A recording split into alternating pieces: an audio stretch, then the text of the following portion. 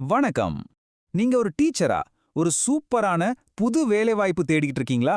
அப்போ இது உங்களுக்கு தான். திருச்சி பொன்மலையில இருக்கிற ரயில்வே மேல்நிலைப் பள்ளியில சிபிஎஸ்இ ஒரு அருமையான வாய்ப்பு உங்களுக்காக காத்துக்கிட்டு இருக்கு. ஆமாங்க. நம்ம சதர்ன் ரயில்வே 2026-27ஆம் கல்வியாண்டுக்கு ஒப்பந்த அடிப்படையில டீச்சர்ஸ் எடுக்க போறதா ஒரு அறிவிப்பை வெளியிட்டிருக்காங்க. இது ஒரு நல்ல வாய்ப்பு, ஏன்னா இது ஒரு நம்பகமான அரசுத் துறை சம்பந்தப்பட்டது. சரி, இந்த முழு அறிவிப்பையும் நாம தெளிவா புரிஞ்சுக்க போறோம். முதல்ல இந்த வேலைவாய்ப்பு அறிவிப்பை பத்தி பாப்போம். அப்புறம் என்னென்ன போஸ்டிங்ஸ் இருக்கு, அதுக்கு என்ன சம்பளம்னு தெரிஞ்சுக்கலாம். அதுக்கடுத்து கல்வி தகுதிகள் எப்படி அப்ளை பண்றது, கடைசியா நீங்க தெரிஞ்சுக்க வேண்டிய சில முக்கியமான கண்டிஷன்ஸ், இதையெல்லாம் பத்தி ஒன்னொன்னா பார்க்கலாம். சரி வாங்க, நேரடியா விஷயத்துக்குள்ள போயிடலாம். முதல்ல இந்த ஜாப் நோட்டிஃபிகேஷன்ல இருக்கிற முக்கியமான விவரங்கள் என்னென்னன்னு பாத்துருவோம். முதல்ல ஒரு முக்கியமான விஷயத்தை தெளிவுபடுத்திடுறேன். இது ஒரு தற்காலிக ஒப்பந்த பணி தான். அதாவது மினிமம் 7 நாள்ல இருந்து மேக்ஸிமம் 200 வேலை நாட்கள் வரைக்கும் தான் இந்த கான்ட்ராக்ட் இருக்கும். இதை வச்சு நீங்க பெர்மனன்ட் வேலைக்கு எந்த உரிமையும் கோர முடியாதுங்கிறத நல்லா மனசுல வச்சுக்கோங்க. முக்கியமான தேதிகளை மறக்காம நோட் பண்ணிக்கோங்க. அப்ளிகேஷன்ஸ் ஏற்கனவே ஏப்ரல் 22, 2026 இருந்தே ஸ்டார்ட் ஆயிடுச்சு. அப்ளை பண்றதுக்கான கடைசி நாள் மே 18, 2026. இன்டர்வியூ டேட் அப்புறமா சொல்லுவாங்க. சோ கடைசி நிமிஷம் வரைக்கும் வெயிட் பண்ணாம சீக்கிரமா அப்ளை பண்ணிடுங்க. அடுத்து எல்லாருமே ரொம்ப ஆவலா எதிர்பார்க்கிற ஒரு செக்ஷன், என்னென்ன பதவிகள் காலியா இருக்கு, அதுக்கு சம்பளம் எவ்வளவு கொடுக்கறாங்கன்னு விரிவா பார்க்கலாம் வாங்க. சரி, இந்த டேபிள பாருங்க. இங்க மொத்தம் 12 வேகன்சிஸ் இருக்கு. முதுகலை பட்டதாரி ஆசிரியர் அதாவது பிஜிடி போஸ்டிங்க்கு 5 இடமும், பட்டதாரி ஆசிரியர் அதாவது டிஜிடி போஸ்டிங்க்கு 4 இடமும் இருக்கு. இது ரெண்டுக்குமே மாச சம்பளம் 26,250 ரூபா. உடற்கல்வி ஆசிரியர் அதாவது பிடிஐ போஸ்ட்டுக்கும் இதே சம்பளம் தான்.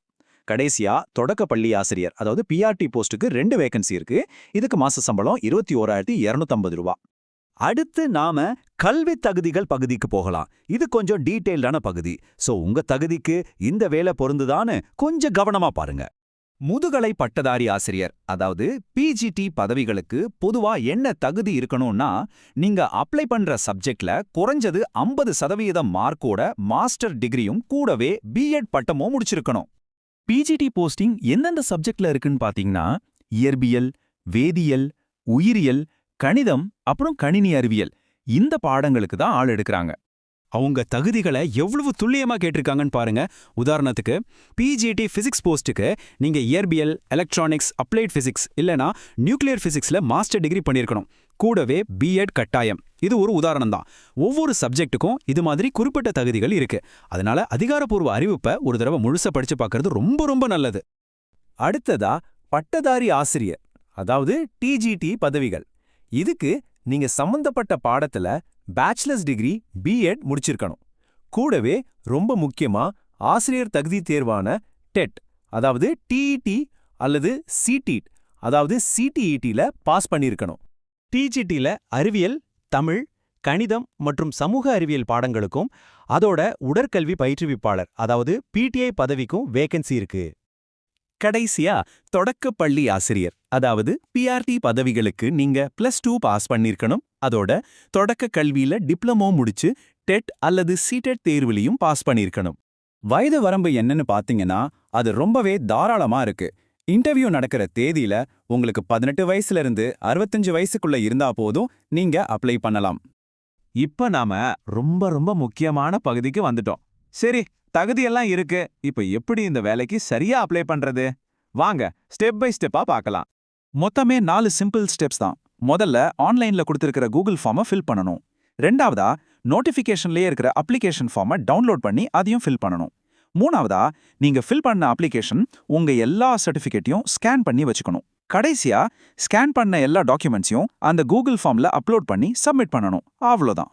உங்க வேலையை இன்னும் ஈஸியாக்குறதுக்கு இதோ இந்த QR கோட். இதை உங்க போன்ல ஸ்கேன் பண்ணீங்கன்னா போதும், நேரா அப்ளிகேஷன் கூகுள் ஃபார்முக்கு போயிடும்.